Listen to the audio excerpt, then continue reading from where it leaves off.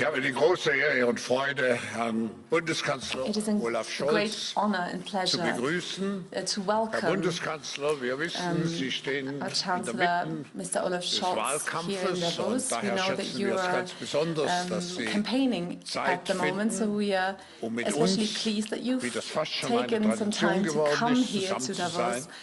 Und natürlich zum jetzigen Zeitpunkt ist Ihre Anwesenheit als Kanzler der drittgrößten Wirtschaftsmacht in der Welt, als ein bestimmender Faktor in Europa ganz besonders wichtig. Meine Damen und Herren, der Bundeskanzler der Bundesrepublik Deutschland, Olaf Scholz. Ladies and gentlemen, the Chancellor of the Republic of Germany, Olaf Scholz.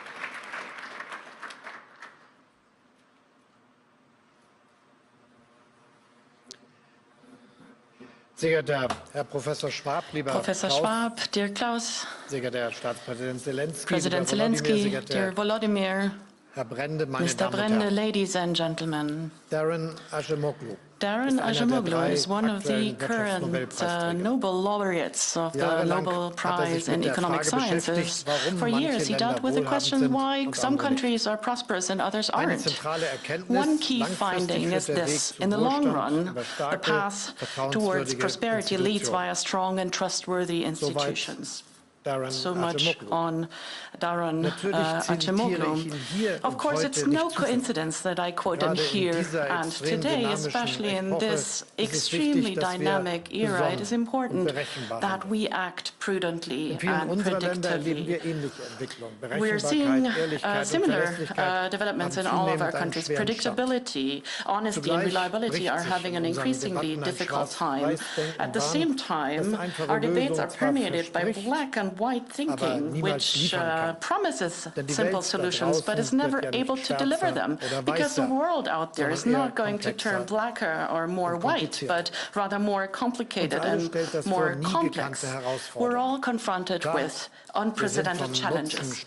Sure, we are convinced of the benefits of strong institutions and states governed by the rule of law, but how do we protect them against internal and external attacks?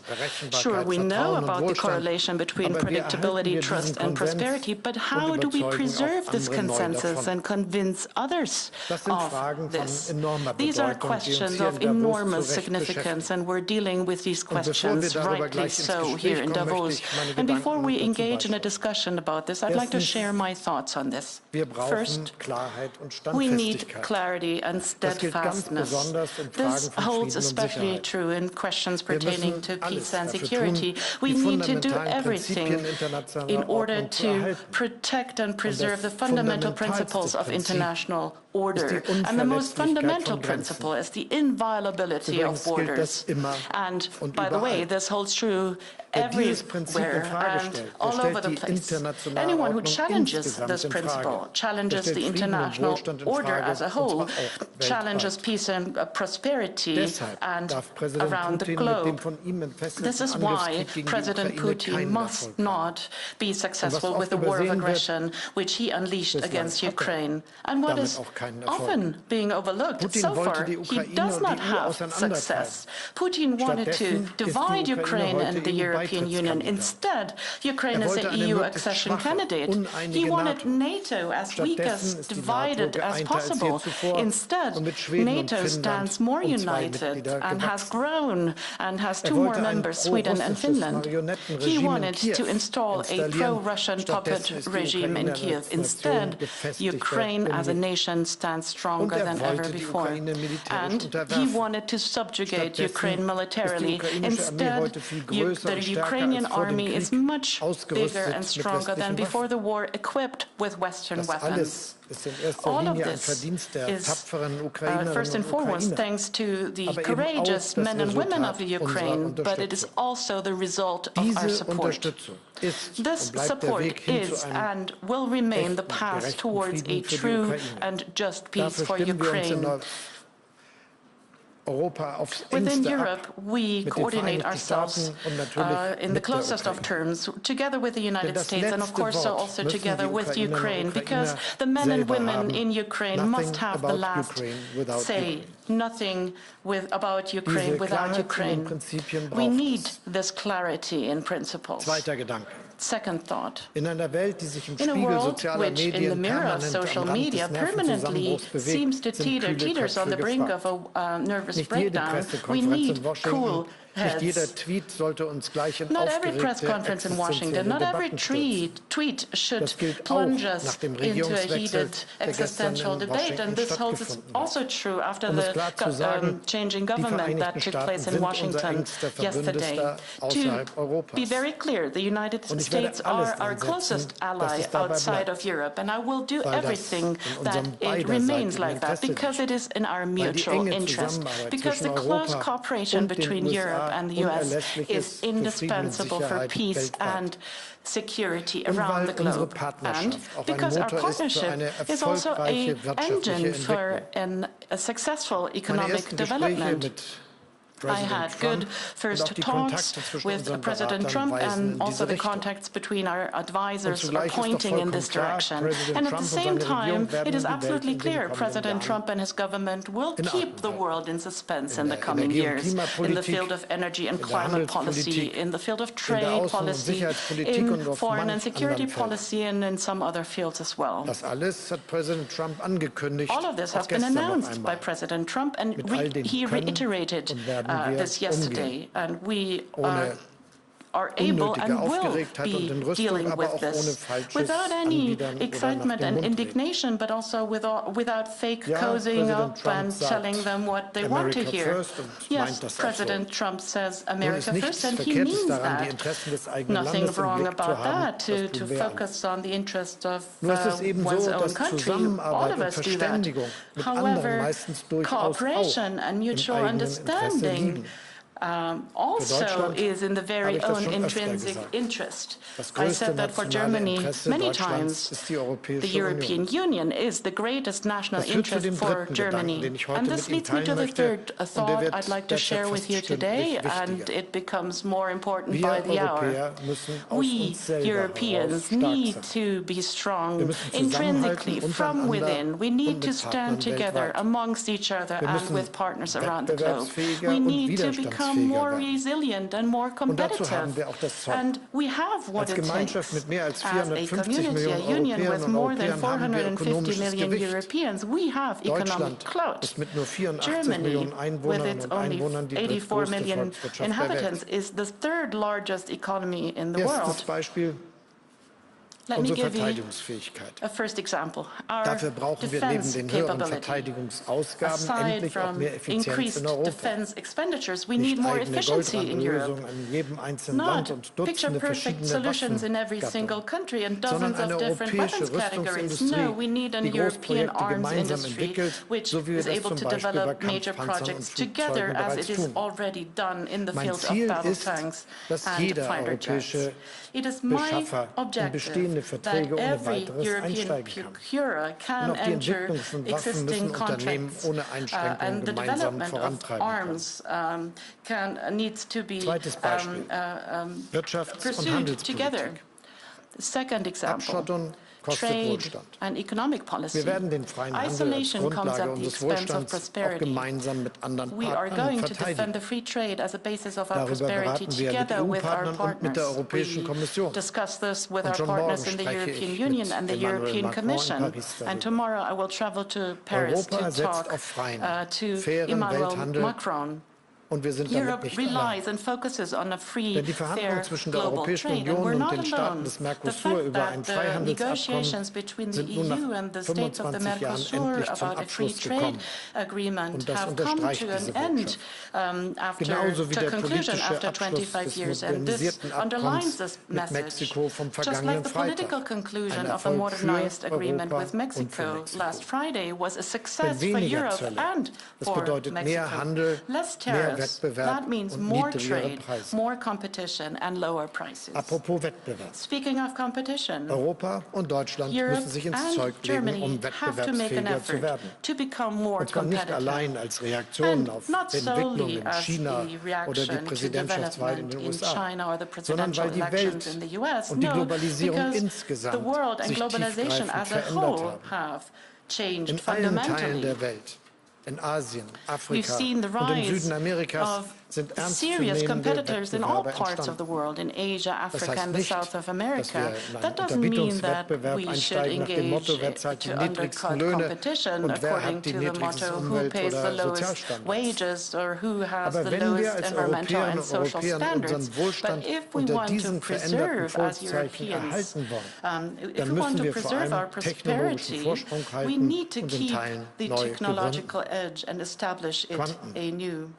Quantum, semiconductors, pharma, bio, and climate technologies. These are key technologies and sectors that are needed in Germany, being an industrialized nation.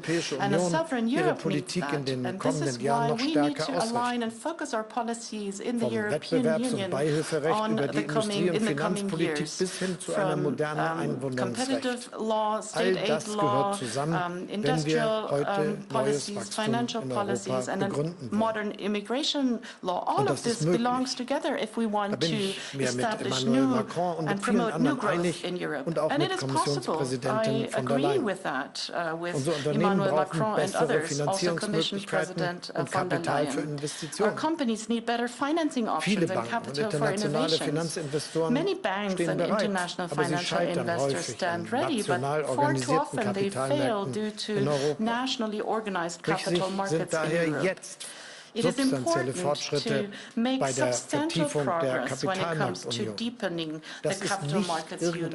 It's not just some marginal expert topic here, but it is of crucial importance for the future of our competitiveness. Yes, it is important and crucial for the future of Europe.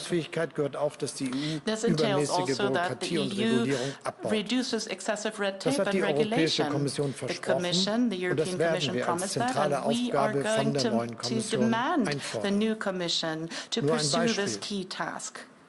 Let me just give you one example. E-mobility is the future, no doubt about that. Anyone who suggests otherwise harms our industry. But it is also harmful when European car manufacturers have to pay fines to Brussels instead of being able to invest the money in clean energy, clean mobility. This is not helpful to anyone, at least the climate. We need pragmatic solutions, not ideological ones. And this is why I'm delighted that the Commission President has taken up my proposal to introduce Europe-wide harmonized purchase premiums for e-vehicles. Our aspiration in Europe has to be we make ourselves better, and it's crucial that Germany, as the largest economy in the European Union, massively invest in its future. I'm thinking of private companies, small and large. I want to support them with an unbureaucratic Made in Germany bonus for investments. Quite quick, simple and pragmatic. The state should support equipment investment by way of a 10% tax credit without elaborate applications and without bureaucrats giving us thumbs up or down on business ideas they hardly understand or understand less than the companies themselves, which bear the full risk after all. Investing in new technologies, equipment and machines are one thing. The other are investments in our substance, railroads, streets, bridges, electricity and heating grids, new housing and apartments. Habe ich unter anderem einen Deutschlandfonds vorgeschlagen, für den neben öffentlichen auch privates Kapital mobilisiert werden soll. Mobilize public and Wenn es ein Industrieland auf der Welt gibt, das kraftvoll in die Zukunft investieren kann, dann ist das Deutschland. Die Staatsverschuldung aller anderen G7-Staaten liegt über 100% des Bruttoinlandsprodukts, teilweise sehr deutlich. Deutschland sinkt Richtung 60%. Deshalb bin ich für eine kluge und zielgerichtete Veränderung der Schuldenregeln in der deutschen Verfassung. Und das ist ja nicht nur meine Idee, das fordern viele Expertinnen und Experten schon seit Jahren, auch viele hier im Raum. Der IWF und der schon zitierte Nobelpreisträger, Unternehmensverbände, Gewerkschaften, alle raten uns Deutschen dringend zu mehr Investitionen in Verteidigung, in Infrastruktur des Verkehrs und in Bildung, in sichere und bezahlbare, saubere Energie. Solche Investitionen schaffen Wachstum nicht nur für ein paar Monate, sondern auf Jahre hinaus. Sie sichern Wohlstand für die kommenden Jahrzehnte. Meine Damen und Herren, ich weiß, auch viele von Ihnen haben das Gefühl, dass wir uns stärker als früher einstehen müssen für unsere Überzeugung, für unsere Werte und für unseren Wohlstand. Dazu möchte ich Sie und uns alle heute ermutigen, standfest in unseren Prinzipien, gelassen in den allzu aufgeregten Debatten, pragmatisch im Handeln, eng verbunden mit alten und neuen Partnern. So closely working together with our old and new partners. This is how we want to get through this difficult time. Thank you very much.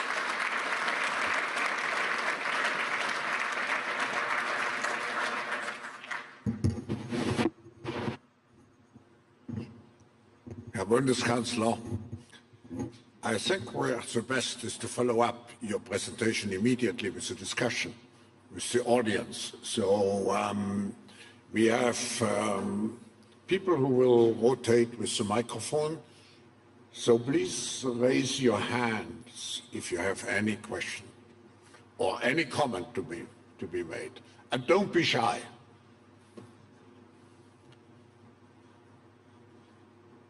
No. I don't see. People are too shy here. I'm not used from the Davos audience. Here, please. Thank you very much. And I'm the African Union Commission for Infrastructure and Initiative. I would like to hear from you about your Africa plan, please. Thank you. We collect 1 or 2 or 3 questions. Any comments? Yeah.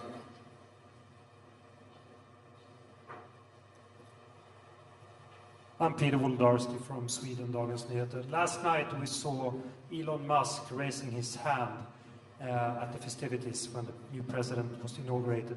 What is your comment to that, Mr. Chancellor? One more. Hello, I'm Adán Escobar from El Salvador.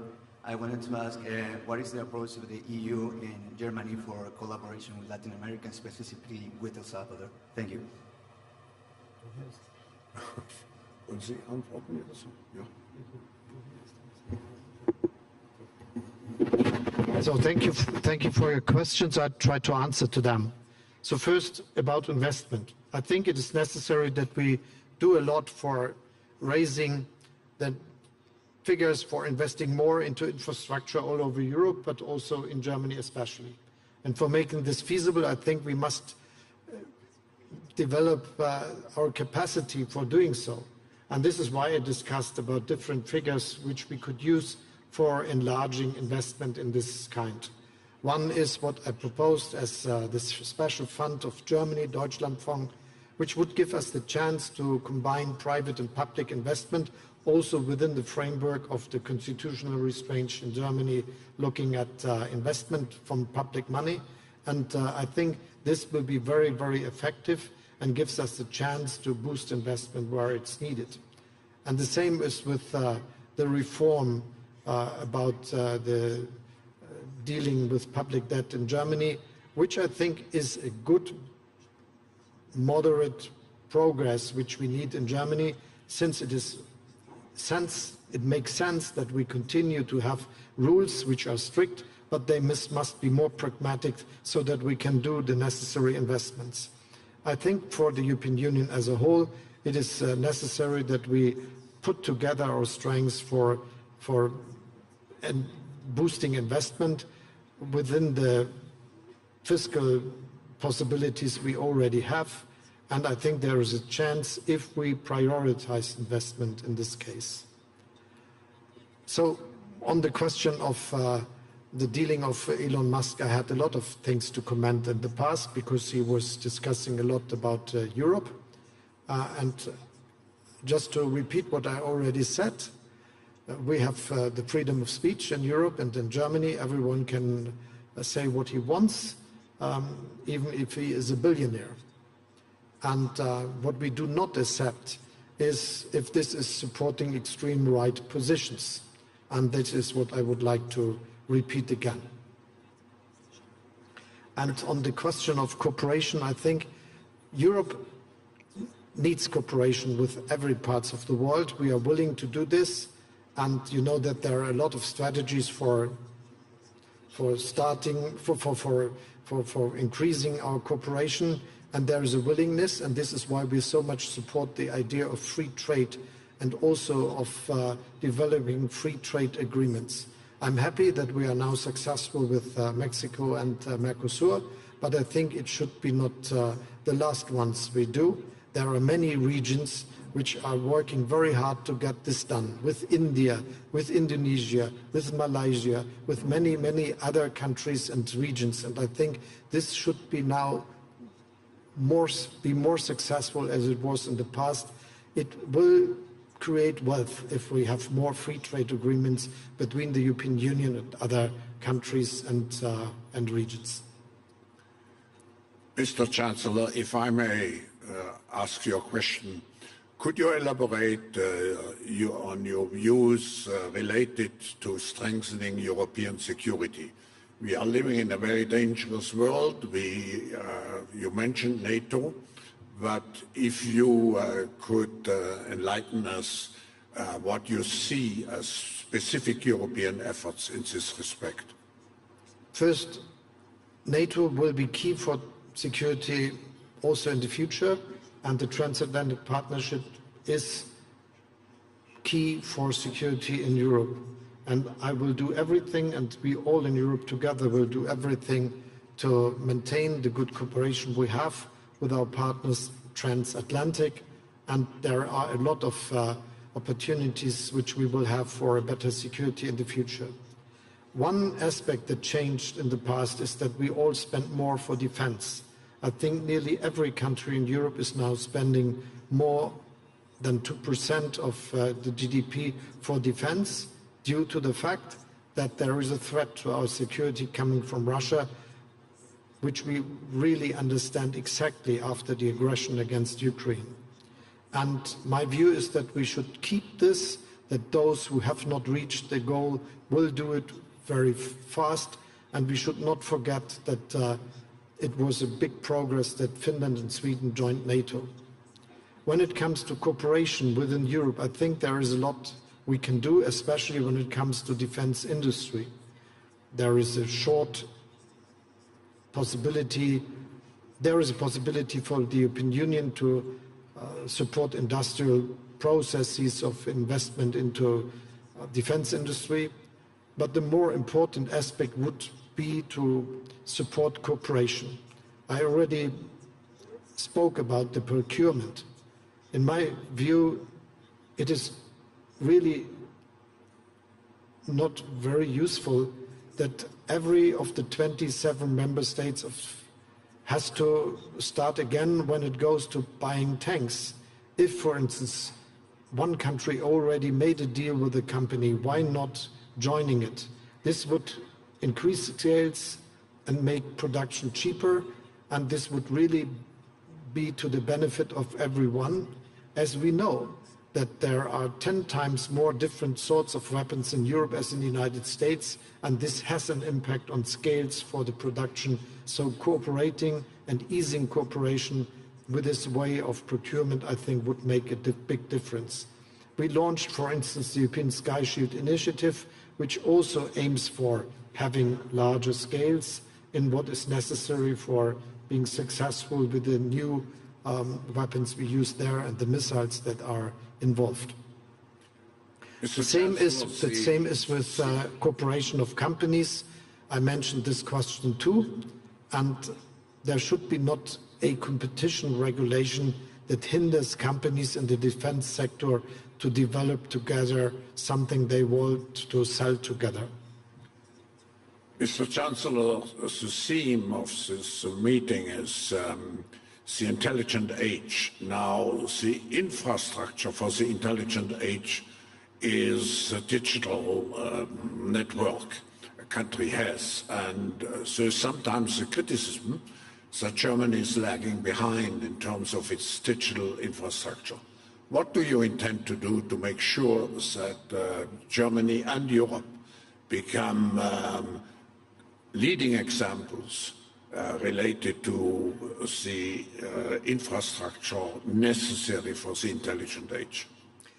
It is necessary to increase investment, and since this is mostly private investment, we have to increase private investment into the infrastructure. There are different sectors we have to look at. One aspect is what is related to mobile communication.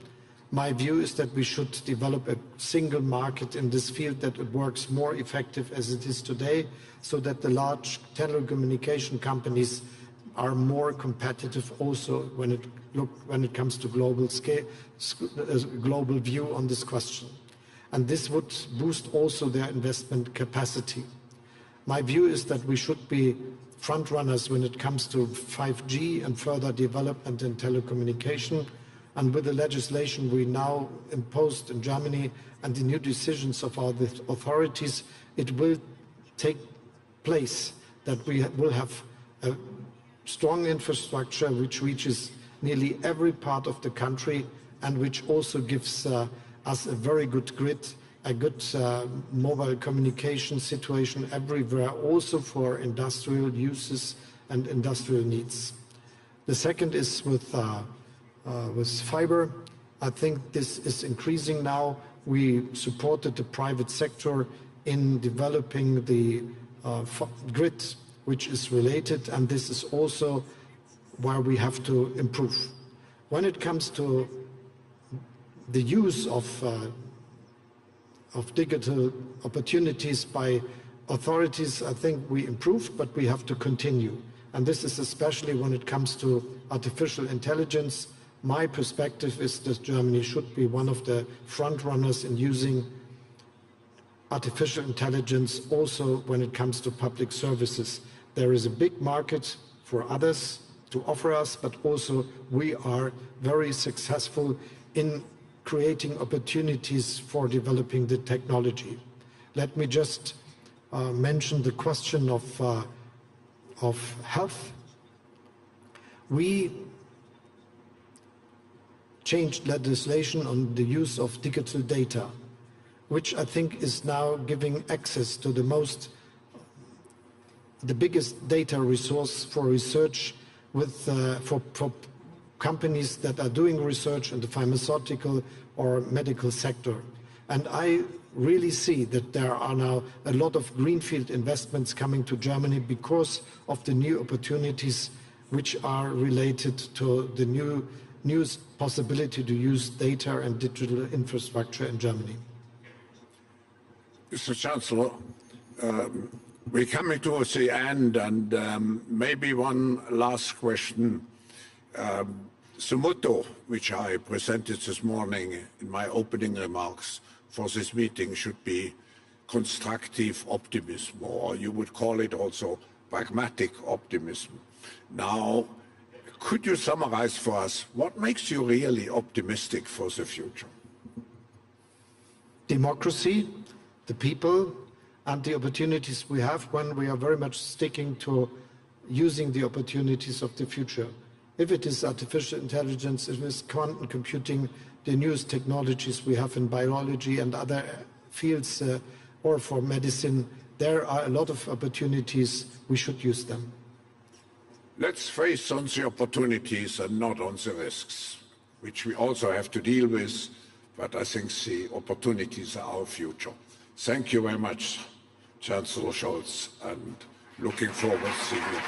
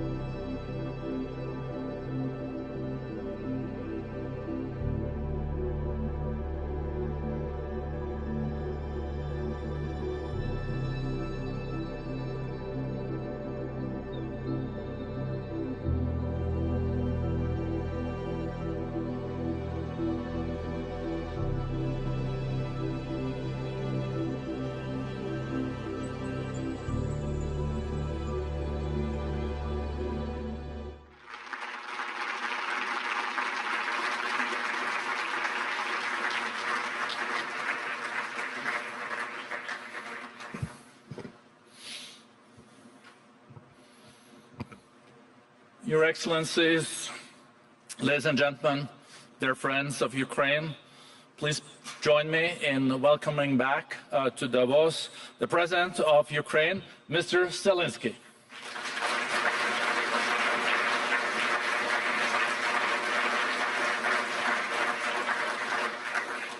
I think you can hear from the warm applause that people are very much looking forward to hearing you speak, Mr. President, but also to greet you in the warmest way, welcoming you back to our annual meeting.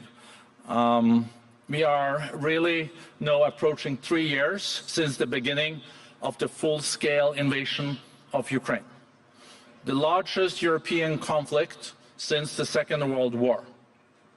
Nearly 1/5 of Ukraine's internationally recognized territory remains under occupation. The scale of human suffering since the 24th of February 2022 has been tragic. Almost 40% of your population requires humanitarian assistance.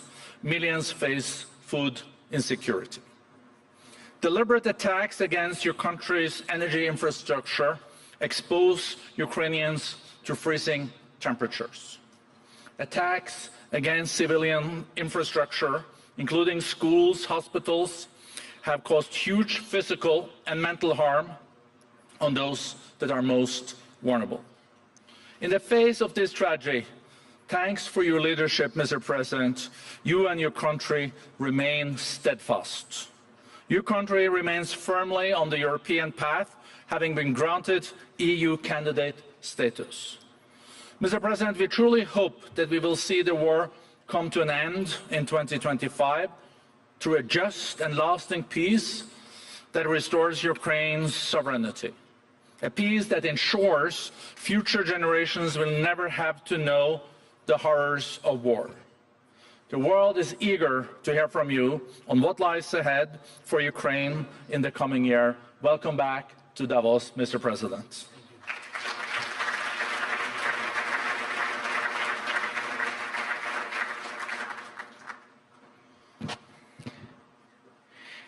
Thanks so much.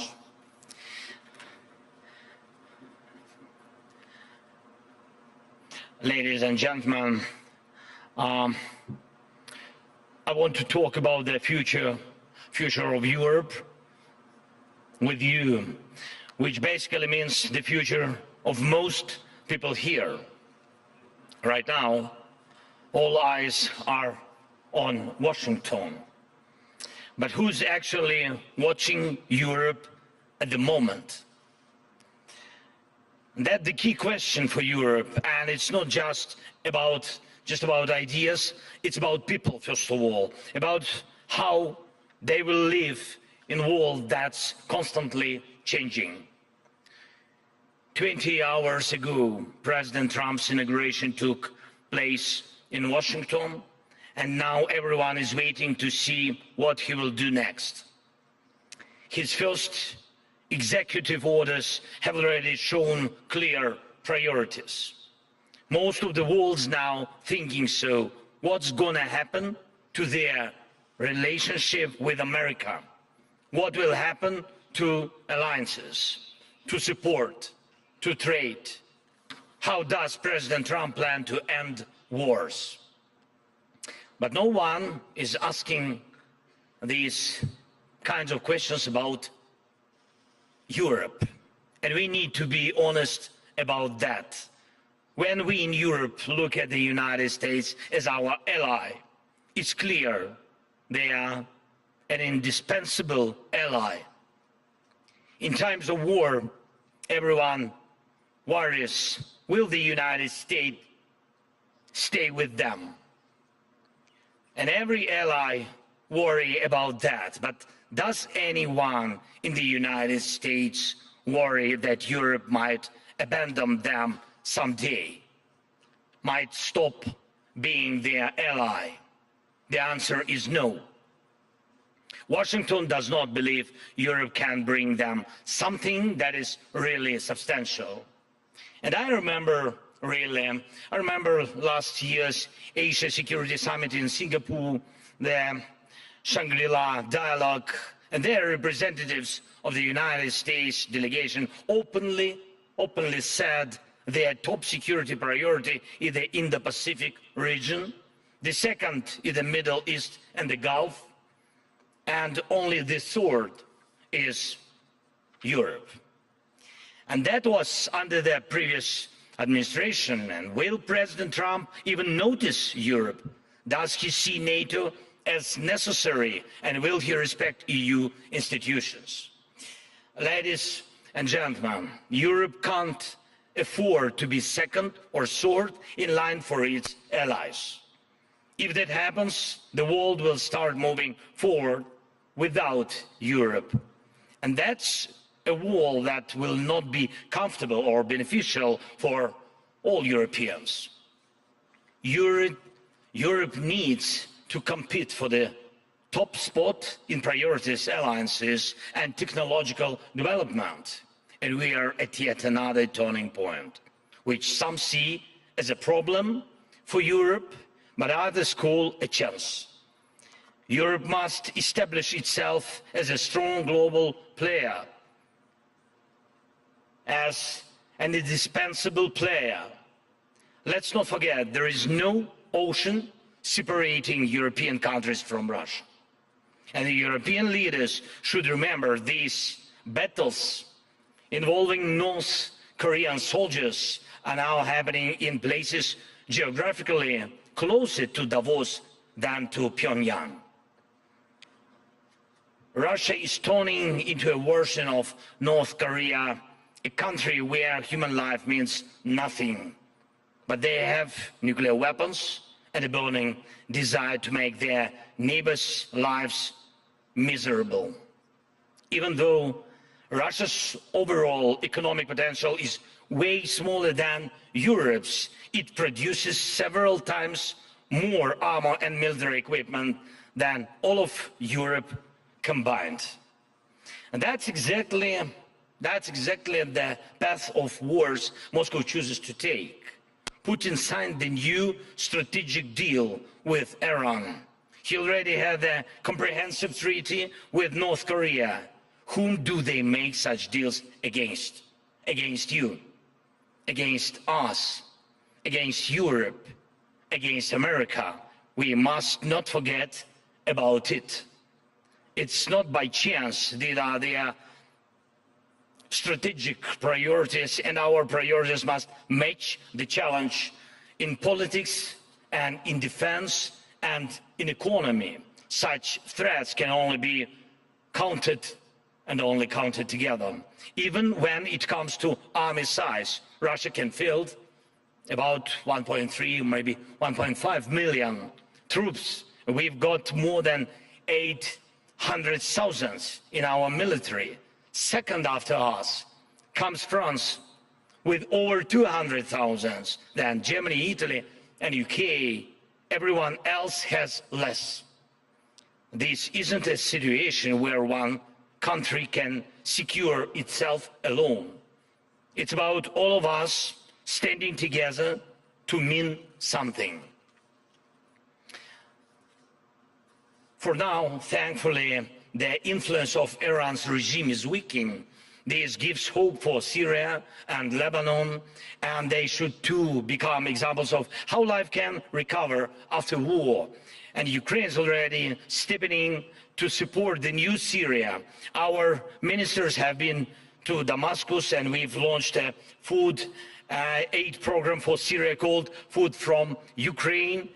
And we are getting our partners involved to invest in these delivers and in building food production facilities.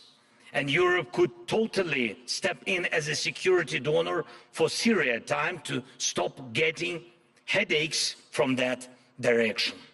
And Europe, together with America, should put pay to the Iranian threat.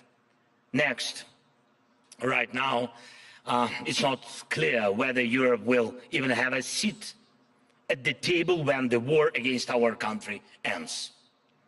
And we see how much influence China has on Russia. And we are deeply grateful to Europe for all the support it's given our country during this war. But will President Trump listen to Europe? Or will he negotiate with Russia and China without Europe? Europe needs to learn how to fully take care of itself so that the world can't afford to ignore it. It's vital to maintain unity in Europe because the world doesn't care about just Budapest or Brussels. It cares about Europe as a whole. And we need a united European security and defense policy, and all European countries must be willing to spend as much on security as it truly needed, not just as much as they have gotten used to during years of neglect. If it takes 5% of GDP to cover defense, then so be it. 5% it is. And there is no need to play with people's emotions that defense should be compensated at the expense of medicine or pensions or something else. That's really not fair. We have already set up models of cooperation for Ukraine's defense that can make all of Europe stronger. We are building drones together, including some totally unique ones that no one else in the world has. And we are producing artillery together and in Ukraine, and it's much cheaper and faster than in any other country in the world. And investing now in Ukrainian drones production is investing not only in security of Europe, but the ability of Europe to be a security guarantor for other vital regions. And we need to start building air defense systems together, ones that can actually handle all types of cruise and ballistic missiles. Europe needs its own version of the Iron Dome, something that can deal with any kind of threat.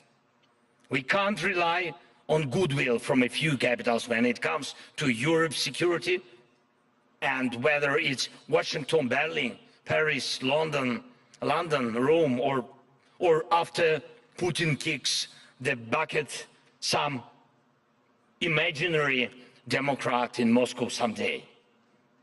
And we need to make sure no European country is dependent on a single energy supply, especially not Russia.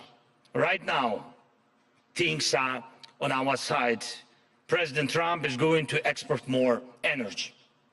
But Europe needs to step up and do more long-term work to secure real energy independence. You can't keep buying gas from Moscow while also expecting security guarantees, help and backup from the Americans. That's just wrong. For example, the Prime Minister of Slovakia is not seeking access to the US gas, but does not lose hope to enjoy US security umbrella. And Europe must have a seat at the table when deals about war and peace are made.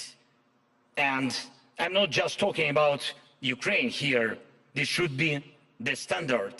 Europe deserves to be more than just a bystander. With its leaders reduced to posting on X after an agreement has already been made. Europe needs to shape the terms of those deals. Next, we need a completely new, bolder approach to tech companies and technological development. If we waste time, Europe will lose this century. And now Europe is falling behind in the development of artificial intelligence. Already, TikTok's algorithms are more powerful than some governments. Already, the fate of small countries depends more on the owns of tech companies than on their laws. Already, Europe is not leading in the global tech race, falling behind both America and China. This isn't some minor issue. It's about weakness, first technological and economic, then political. And Europe is often more focused on regulation than on freedom, but when smart regulation is needed, Brussels hesitates. We should ensure maximum tech development in Europe and together make all significant decisions for the whole Europe. From weapons production to tech development, Europe must lead. And Europe must become the most attractive market in the world. And that's achievable. And finally, Europe must be able to guarantee peace and security for everybody, for itself, and for others, for those in the world who matter to Europe. Europe deserves to be strong, and for this, Europe needs the EU and NATO. Is this possible without Ukraine and without a just end to Russia's war against Ukraine? I'm certain the answer is no. Only real security guarantees for us will serve as real security guarantees for everyone in Europe. And we must ensure that America also sees us as essential. For that to happen, America's focus must shift to Europe so that one day in Washington they will say, all eyes on Europe, and not because of war, but because of the opportunities in Europe. Europe needs to know how to defend itself. Hundreds of millions of people with Europe to see its landmarks, to learn from its cultural heritage. Millions in the world dream of living like the Europeans do, and will we be able to keep it and pass it to our children? If we in Europe can answer positively, America will need Europe as well as other global players. Europe must shape history for itself and its allies to remain not just relevant, but alive and great. Thank you. Slava Ukraini.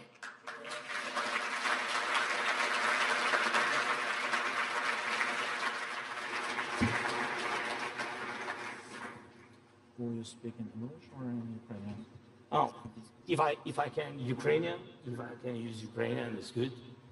Your English is also becoming so good, huh? My Ukrainian is better. Yeah. My Norwegian too. If you want to hear how it sounds. We're all in your hands. Thank you so much. Yeah.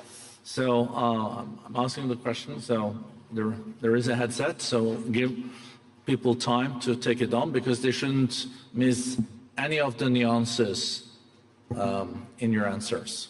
Thank you so much.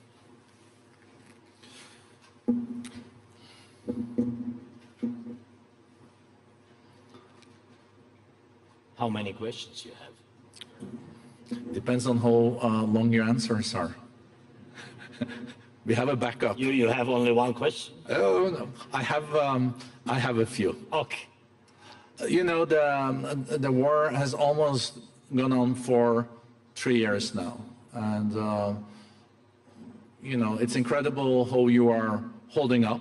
But of course, the pressure has also increased, as you said, from Russia and their allies. I think we're all also wondering how your latest military strategy is, and also how the current state of hostilities are. You last summer decided to do the incursion of Kursk, the first time since the Second World War another country have taken a piece of Russia, but at the same time we know that Russia is pushing very hard in Donbass. So what is the current state of hostilities, and what is this part of the strategy that you can share with us here today? That's really not a simple question. No. If I answer with all the details, maybe it will be only one question. Really. But, okay. Thank you for this question. First and foremost, I'd like to say that we are still in the Kursk region, and our military is there. The Russian Federation lacked forces to push us out of there. Today they have more than 60,000 troops there, the Russian military, on that particular axis. Apart from that, there have been 12,000 North Koreans, 4,000 of whom have died. And that was Putin's strategy to drag one more country into war. I'll be frank,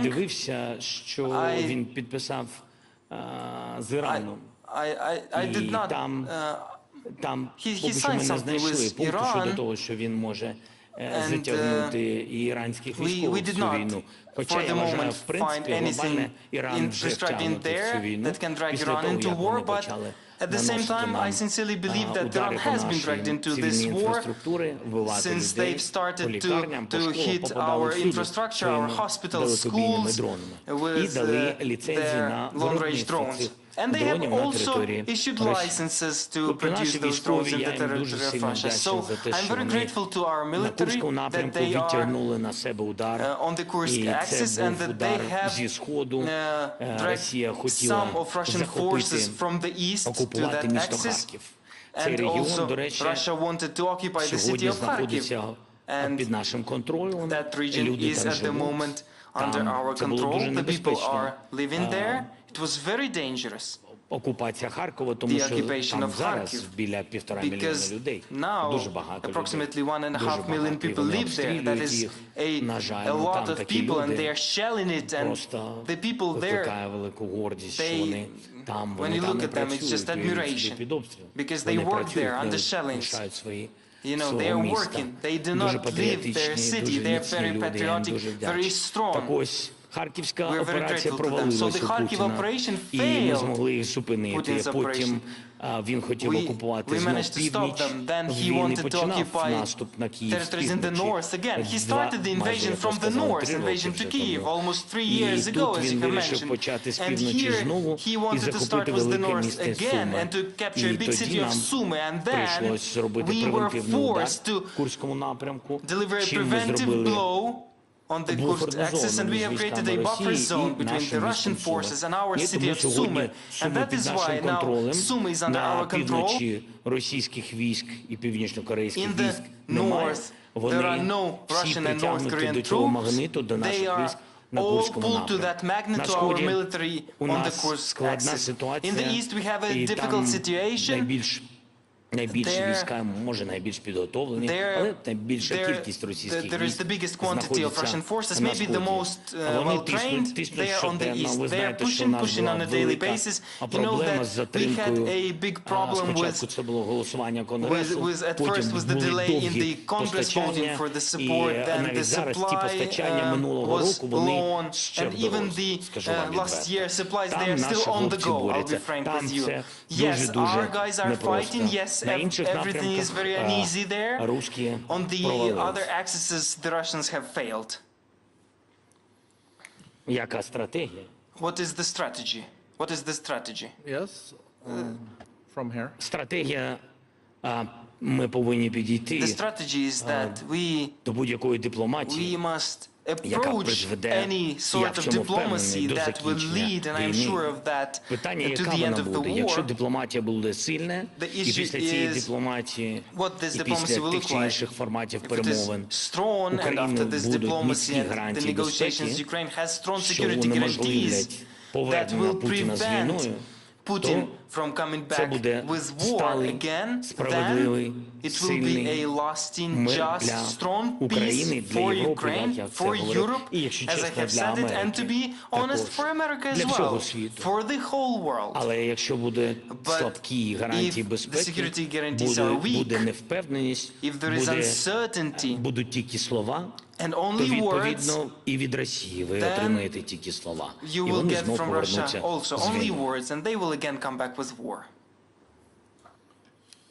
Mr. President, in your speech, you were underlining that Ukraine is also playing a role as a kind of a bulwark against Russia for the rest of Europe, and especially in some former East European countries, there is, of course, a lot of concerns for the future, taken into account what has unfolded in Ukraine. And you argued that for Europe, this should be the first priority. Then you said, for America, of course, they have a transatlantic ocean between themselves and Russia. But at the same time, we know, and you know, that American support is also needed, since they have half of the military capabilities of the world, so still a superpower. And I think we're all reflecting now on what will happen in Washington, D.C. In the coming weeks. You met Trump many times. It seems that you've established also a relatively good personal chemistry. But what do you think will happen in the coming year? Is there, because every war has to end, so now we're talking about the premises for deal. It has to be also future security for Ukraine and no new wars. So, a question, you think you are in a manageable situation now in the coming months, also with the new Trump administration?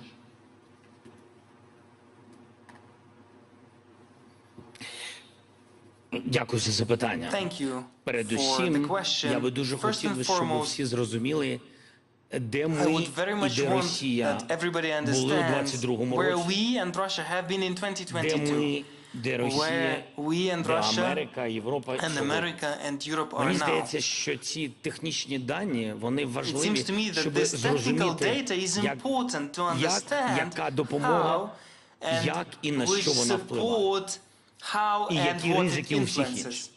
Якщо ми згадаємо повномасштабне вторгнення Російської Федерації у 22-му році, то ми точно можемо знати, що угруповання Росії тоді було десь біля 200 тисяч.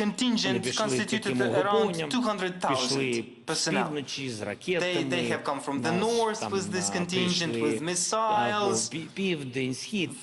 Але було так 200 з чимось тисяч, плюс ще та кількість сепаратистів, які контролювали і, на жаль, ще контролюють тимчасово окупований схід. Я маю на увазі Донецьку, Луганську область.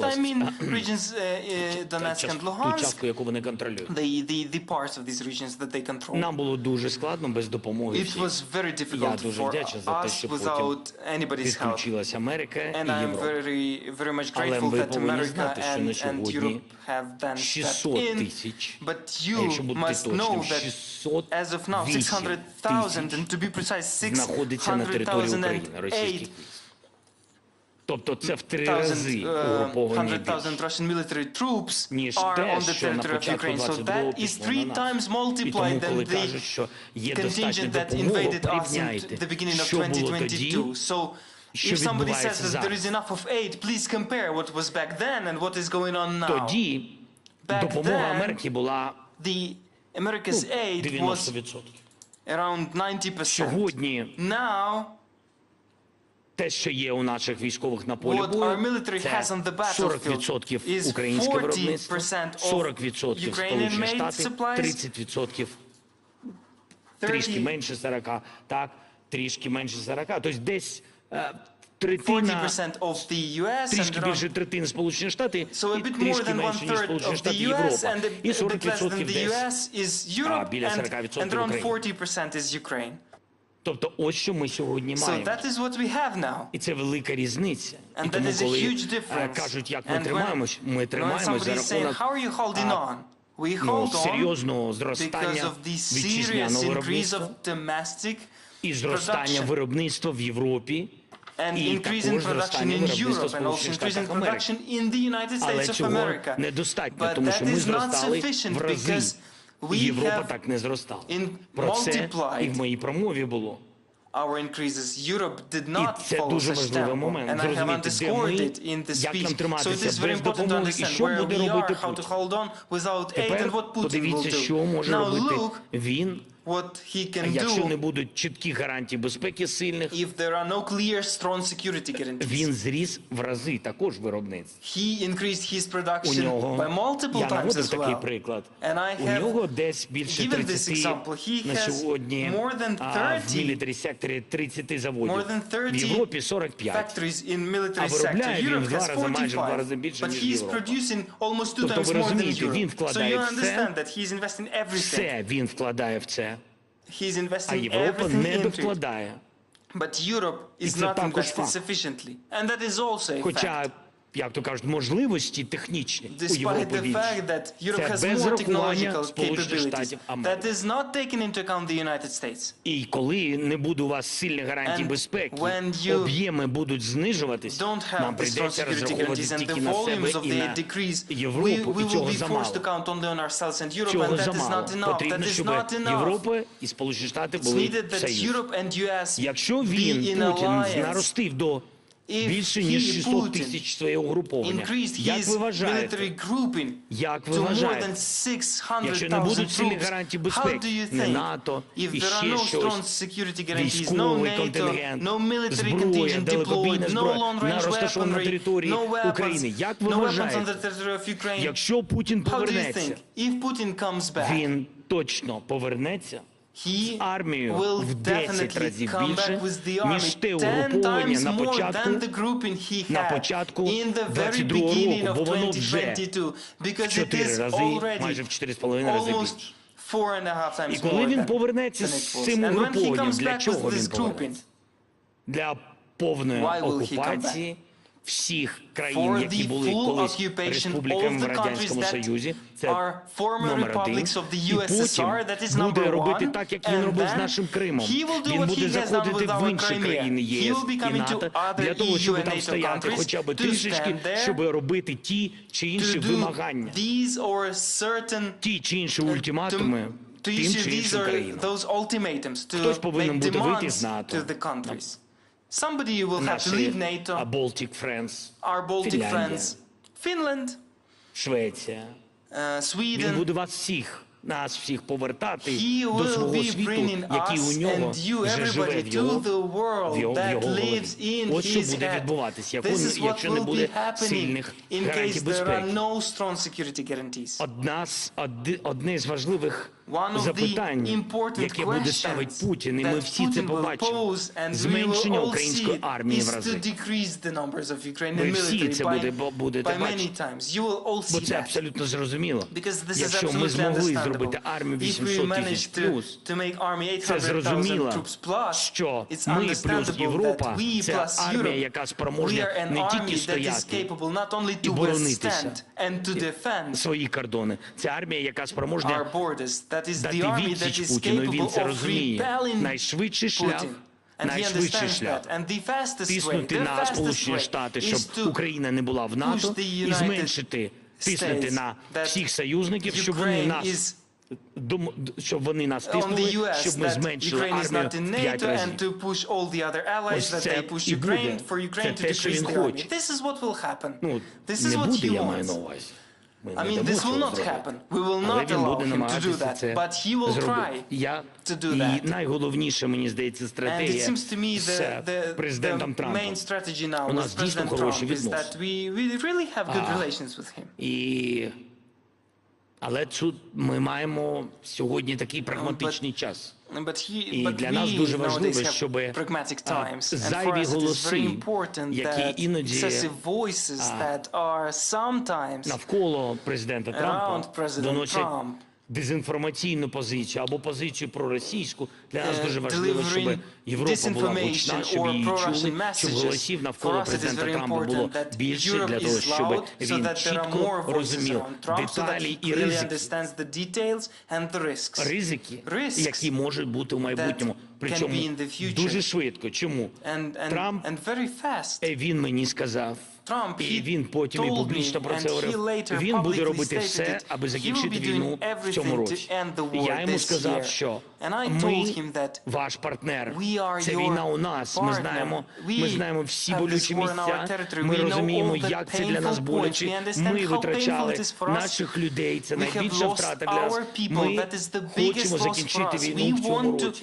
Але не просто слово швидко, а справедливо передусім, надійно для нас, для українців, щоб вони повернулись додому, жили в безпеці і працювали. І мені здається, що це найголовніше. Принаймні ми будемо робити все для цього.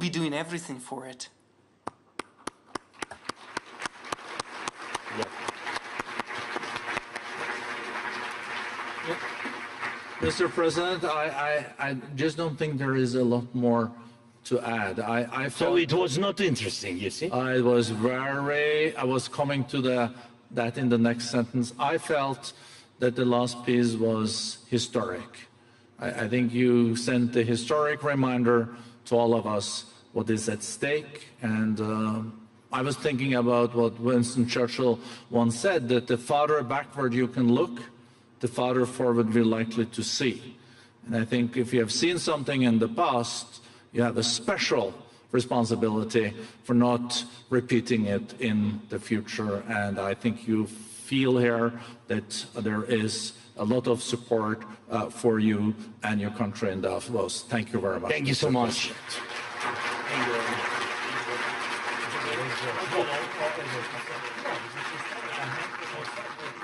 Thank you.